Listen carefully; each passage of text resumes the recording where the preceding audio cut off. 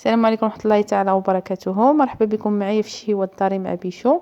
بالنسبة للوصفة ديالنا اليوم هي هاد ميني طاغط بالكريمة حامضة اللي كيجيو غزالين في المذاق وكيتزينوا هكا بالديسير.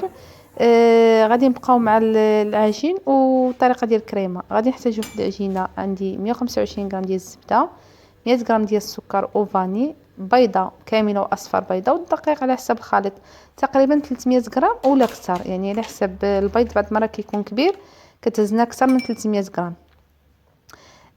بالنسبه للزبده خاصها تكون في درجه يعني حراره المطبخ عي في هذا البرد.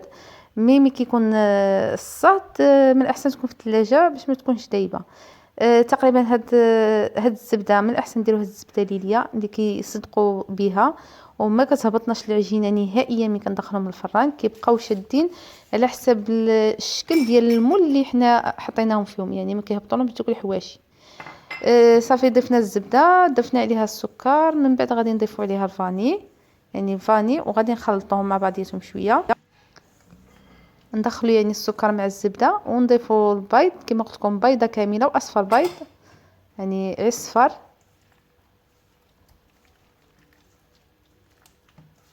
عاوتاني غادي نخلطوهم مع بعضياتهم، والطحين غادي نبقاو نضيفو شويه بشويه. تقريبا هاد العجينه كتجي فحال عجينه الصابلي، يعني القوام ديالها كيجي فحال الصابلي، وكتجي هشيشه ومقرمله في نفس الوقت.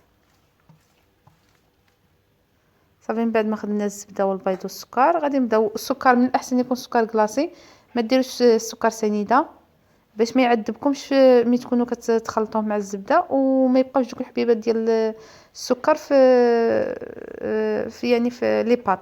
يعني من الاحسن السكر كلاصي. زعما كتشوفوا يعني العجينه مازال خفيفه. غادي نضيف الزلافه ديال الطحين. دابا ضفت يعني الثانيه الزلافه غير صغيره ماشي كبيره. غادي نوريكم يعني القوام ديالها كيفاش كيجي، يعني القوام الشكل ديالها النهائي. يعني بالنسبه للناس اللي كيديروا هذه الحلوه ديال الصابلي راه كيعرفوا القوام ديال العجينه كيفاش كيجي. وبالنسبه للناس اللي عمرهم ما مولفينش يديروا هاد الحلويات وهذا، يعبروا 300 غرام ويشوفوا على حسب، يعني انا قلت لكم على حسب البيض، بعض المرات كيكون كبير بعض المرات كيكون صغير، يعني الدقيق ما كنقدروش نتحكموا فيه. كما كتشوفوا كنضيف دابا شويه بشويه حيت العجينه ما خصهاش تجي قاصحه، يعني ما نكثرولهاش الطحين. الا كثرنا الطحين ما تجي زوينه في الشكل ديالها والمذاق. صافي غادي ناخذ هنا شويه ديال الدقيق ونحاول نحيد ديك العجينه اللي زايده اللي كتبقى في اليد.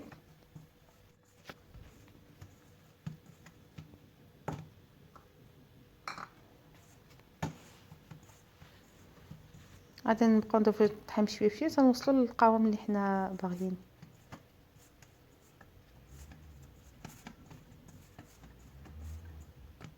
صافي هاد العجينه واجده، شوفوا كيفاش كتجي، يعني كتجي رطبه وما كتجيش يعني ما كتلصقش، كنقدروا نشكلوها نتحكموا فيها.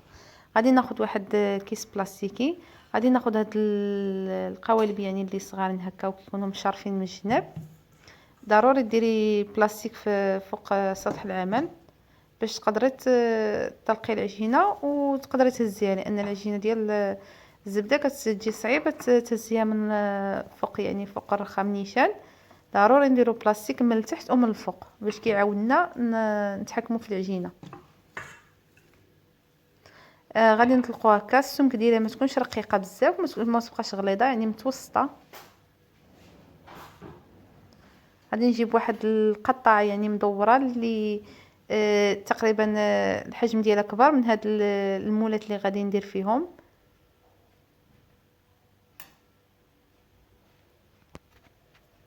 كما كتشوفوا غادي نحاول نهزها. ما انتما كتشوفوا ما غاديش تهز لي بيدي، ضروري خصني نهز الميكا من ونحطها فوق هاد المولات الصغار. غادي نحاول نقادد الجناب بيدي ونحيد الزوائد. كما قلت لكم هاد القطعه اللي قطعت بها راه هي كبر من المول اللي انا درت فيه، يعني هاد الزوائد هادو كنبركو عليهم راه هما ماضيين الجوانب كيتحيدوا بسرعه. صافي. وكنحاول نقاد هكا من الجناب ونبرك عليها باش تشد الشكل ديالها ونحطهم. غادي نستمر يعني بنفس العمليه حتى نكمل هاد المولات اللي عندي كاملين. انا عندي غير 10، راه تقريبا درت واقيلا 3 ديال التطييبات، يعني عمرتهم 2 مرات وزادت الشطات اللي لجينا وعمرتهم، ولكن ماشي كاملين. تقريبا خرجوا لي هاد القياس هذا خرج لي 25 حبه. كنولي نجمعوا العجينه النيت هي اللي عندنا. راه العجينه كتكون يعني كتشكليها كما بغيتي، ماشي كتجمع لك ولا هذا. يعني من طبعي ولي عاوتاني جمعيها وطلقيها، يعني كتطلق داغي بسهوله. هانتوما يعني ساهله، ما فيهمش شي تمر بزاف، العجينه ديالهم ساهله بزاف. يعني الا كانوا عندك هاد المولات يعني بزاف تقدري تدخلي يعني طيبه وحده ديال طيبيهم في خطره.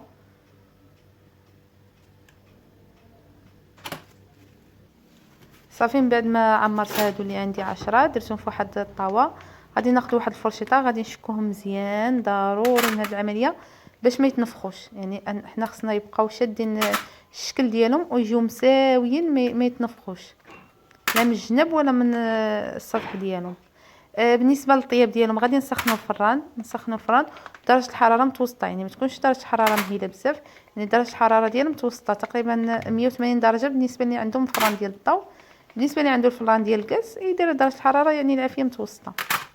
صافي من بعد ما غادي نشكهم هكا كاملين غادي نسخن الفران وندخلهم يطيبوا. من بعد ما غادي يطيبوا غادي نوريكم، غادي تشعلهم غير لتحت حتى يتحمروا من الجوانب وتشوفهم بداو كيطيبوا، عاد كتشعلهم من الفوق يتحمروا وتخرجوا. انتم كتشوفوا من بعد ما طابوا لي راه مازالين سخانين، يعني راه ما نقدرش نقيسهم بيدي. شديت هنا واحد السربيته ولا فوطه باش نحيد بها. انا بغيت تجي محمره من التحت ومن الجوانب، كتجي مقرمله هاد العجينه هادي. وهانتوما كتشوفوا الحواشي يعني ما هبطوليش نهائيا، ما هبطاتليش. هاد القياس هذا ما كيهبطوش، يعني بهاد الزبده هادي نيت كيبقاو الحاشيه ديالهم كما صايبتيها، يعني طالعه ومشرفه ما كيتخسروش كاع.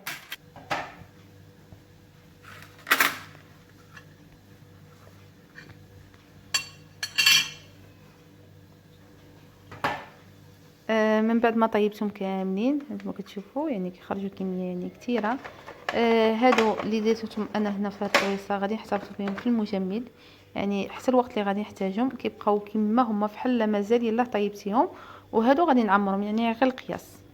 دابا غادي ندوزو نشوفوا الكريمه شنو غادي نحتاجو فيها. غادي ناخذ 3 الحامضات اما متوسطين ولا 2 كبار، 3 البيضات، عندي 150 غرام السكر، 75 ديال الغرام ديال الزبده بدرجه حراره المطبخ، ومعلقه كبيره عامره ديال النشا.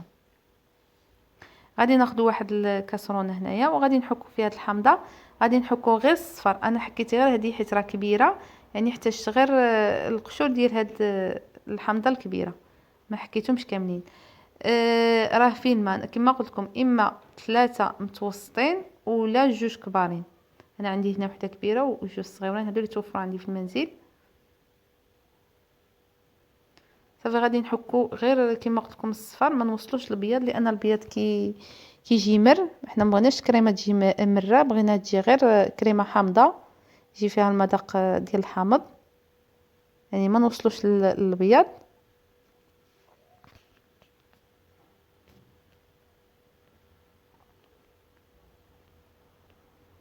من بعد ما غادي نحكها غادي نعصر الماء ديالها، يعني غادي نحتاج حتى العصير ديال الحامض. غادي ناخذ هنايا واحد العصاره وغادي نعصرهم يعني بثلاثه بهم.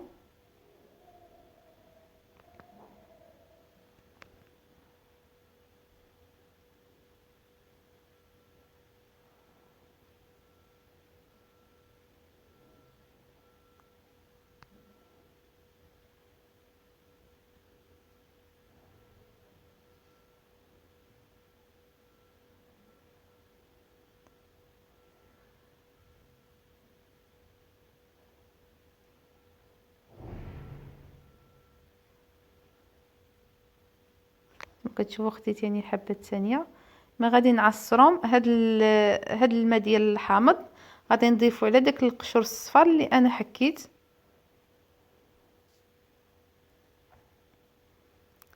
نتوما كتشوفوا خرج يعني كميه يعني كثيره فيه الماء، خرج فيه الماء. الا كان ناشف كتقدروا تزيدوا وحده ولا تزيدوا جوج على حسب الحامض. هذا الوقيته هذا كيكون حامض فيه الماء.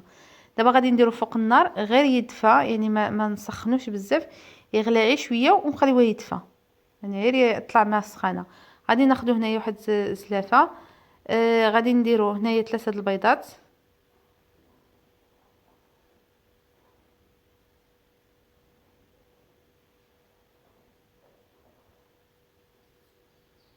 وغادي نخلطوهم مع السكر هكا غير بيدينا، ماشي ما نديرو لا طراب كهربائي لا والو، غير بيدنا. تقريبا هنايا كاس الا ربع ديال السكر، ديال هاد الكاس كبير راه هو كاس ديال الماء. ولا تعبروها يعني تعبروا بالميزان 150 غرام ديال السكر. غادي نخلطهم هكا شويه مع بعضياتهم، نحاولوا نذوبوا شويه السكر.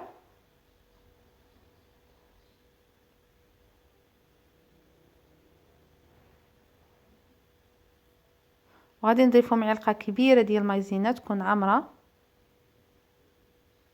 يعني نشا.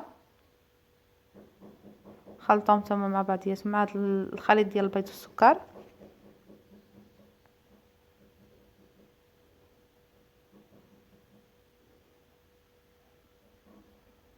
وغادي نضيف عليه واحد الفانيا، نسيت ما قلتهاشي، راه فيه فاني. غادي ندير واحد الفاني، يعني كيس ديال الفاني. نتوما تقدروا ديروه مع السكر، انا غير نسيتو ولكن ضفته من بعد. من بعد ما دفيت هاد الحامض، صفيته من داك القشور اللي حكيت، يعني انا بغيت غير الماء ديالو. غادي نضيفو على الخليط وغادي نحركو شويه. ما يكونش الخليط سخون بزاف، يعني ما يكونش، يكون دافي، لان الا درتي الخليط سخون راه غادي يحرق لك البيض، ما غاديش تجيك الكريمه مزيونه. من بعد غادي نشدو، من خلطناها غادي نرجعوها لهاد الكميله ولا هاد الكاسرونه باش نديروها فوق النار باش تعقد، يعني باش تجي كريمه عاقده. غادي نردوها في كميله وغادي نديروها فوق البوطه. راه ساهله، يعني واخا تبان لكم هكا شويه فيها طويله ولا هذا، غير ديروها المره الاولى صافي غادي تجيكم سهله. تبقاو ديروها دائما، بالاخص الناس اللي كيعجبهم يعني المذاق ديال الحامض، كتعجبهم الحاجه تكون حامضه. هنايا العافيه تكون قليله، ما تكونش عافيه مجهده. نقصوا على العافيه، ومره مره حركوها، ما تغفلوش عليها، ولكن باش الكريمه ما تحرقش وتلصق لك في القاع ديال الكاسرونه، يعني قابلوها بالتحراك. انا تقريبا ما كنحيدش يدي منها، يعني هكا غير تلاهيت غير شويه كندير شي حاجه كنرجع لها في البلاصه باش ما تلصقليش وتحرق لي.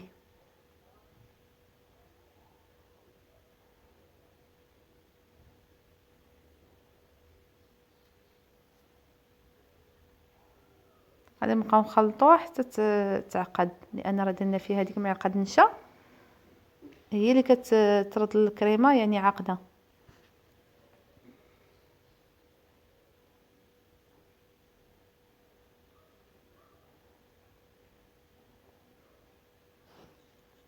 نتوما كتشوفوا راه بدات كتقل، الخليط بدا يتقل شويه حيت راه بدا كيسخن.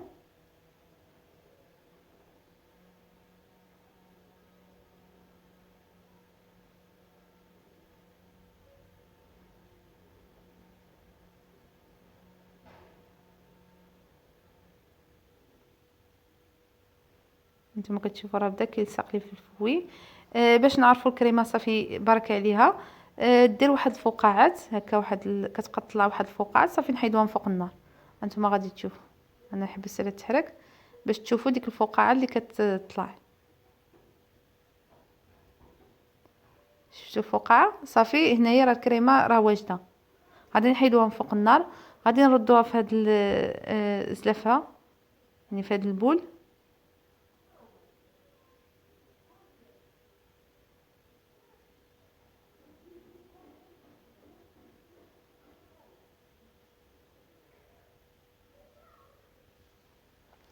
وغادي نضيفو عليها هنايا 75 غرام ديال الزبده. الزبده ضروري تكون درجه حراره المطبخ.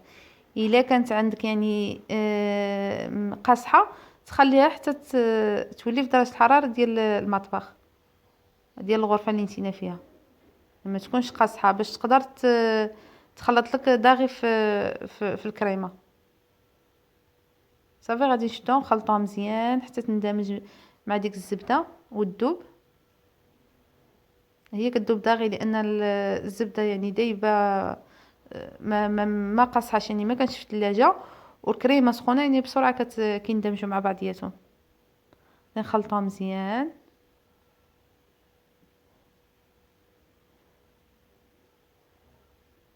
مي غادي تذوب الزبده، غادي نخليو هاد الكريمه ترتاح واحد ربع ساعه بلا ما دفات شويه، وعاد غادي نعمروا بها هاد لي طارط ديالنا.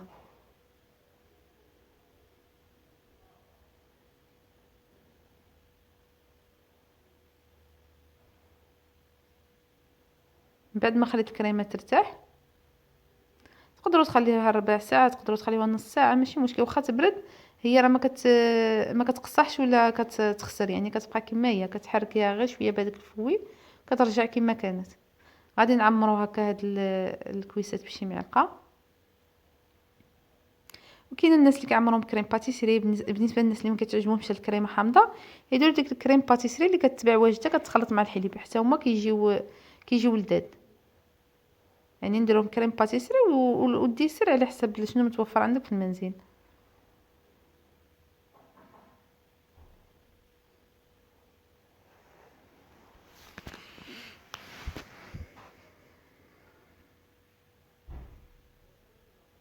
من بعد ما عمرتهم كاملين، غادي نجيب الديسير اللي غادي نعمر، اللي غادي نديرهم نزين بهم. انا زينت هنايا بهذا التوت هذا هكا العنب، كديروا وحده حدا وحده كيجيو فحال الوريضه، كيجي المذاق فيهم مزيون وكيجي حتى الشكل ديالهم مزيون.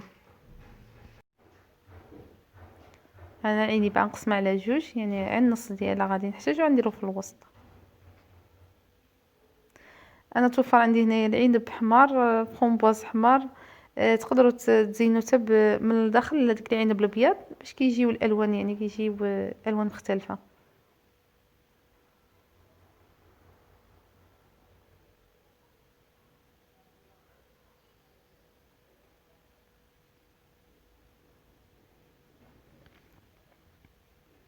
صافي غادي نبقى نعمرهم هكا بنفس الطريقه حتى نكمل هاد الكويسات اللي عندي كاملين. صافي ها الشكل النهائي ديالهم كيفاش كيجي. بصحتكم وراحتكم الوصفه ديال اليوم، نتمنى تكون نالت الاعجاب ديالكم، ونتمنى تجربوها، وانا متاكده غادي تعجبكم. وخليوا لي تعاليق على الفيديو، وبالصحه والراحه.